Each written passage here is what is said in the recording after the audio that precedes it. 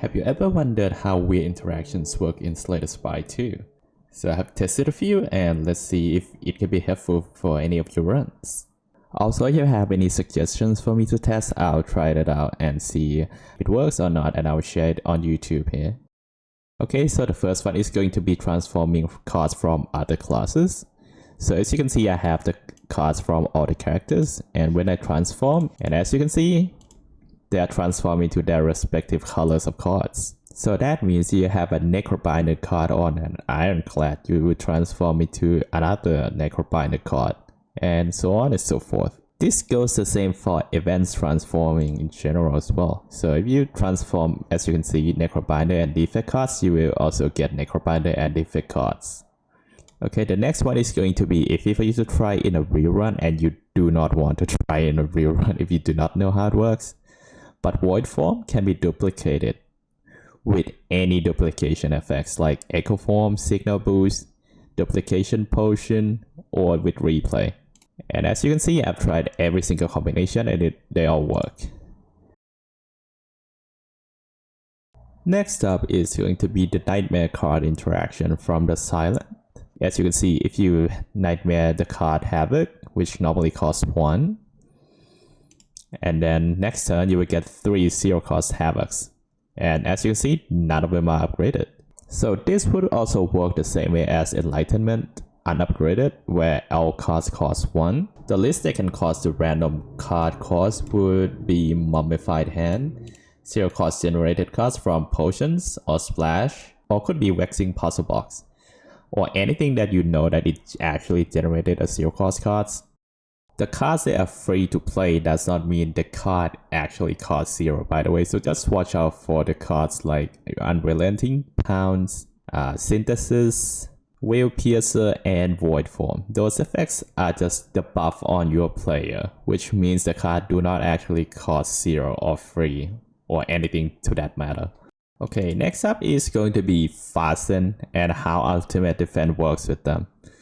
Some of you might have already known that Fasten affects Ultimate Defense. As you can see, Ultimate Defense gets an extra block from the Fasten. Ultimate Defense can also be affected by Pael's Claw as well. As you can see, all the Ultimate Defense copies are now exhausted and can gain the block by 1 when you are playing. And you may be wondering, does Ultimate Strike get Sue by Nutritious Sue from Teskatara as well? And the answer is a little bit disappointing. No, it doesn't.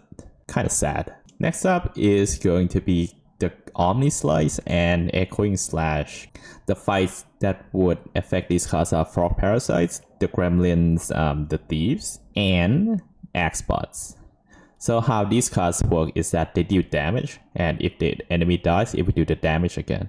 So which means if you land the kill with one of these cards, the following spawns will also take those damage as well. And as you can see, as I play Echoing Slash, it deals the damage on the following regulars.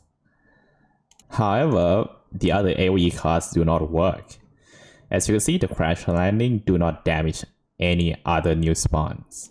There's also the cards that deal AoE damage but also apply debuffs afterwards, like Thunderclap, Meteor Shower, High Five. If you kill with these cards, they only deal the damage, but the debuffs get applied to the newly spawned enemies.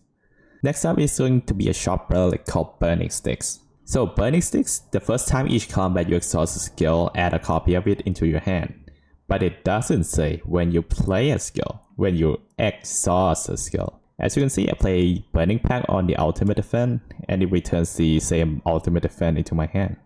Also notably, the card Cleanse from the Necrobinder, it exhausts a card from the draw pile. So which means if you exhaust a skill from your draw pile, you just put that card into your hand, just like Seek or Wish in Slay the Spire 2. However, in the case of multiple exhausts like Second Wind, the leftmost skill will be returned to your hand. Okay, the last one is going to be the coolest one. Any autoplay effects can play Grand Finale and Clash without fulfilling their requirement to play. Okay, this might not land as much because the conditions for these are kind of rare, but if you were able to pull it off, it might just save your run. So, Grand Finale, you can only play this card if your draw pile is empty. However, if you can get it autoplayed, it will just play. It doesn't care. Same with Clash. Okay, as you can see, I used the Gambler's Brew to discard 2 Grand Finales into my discard pile.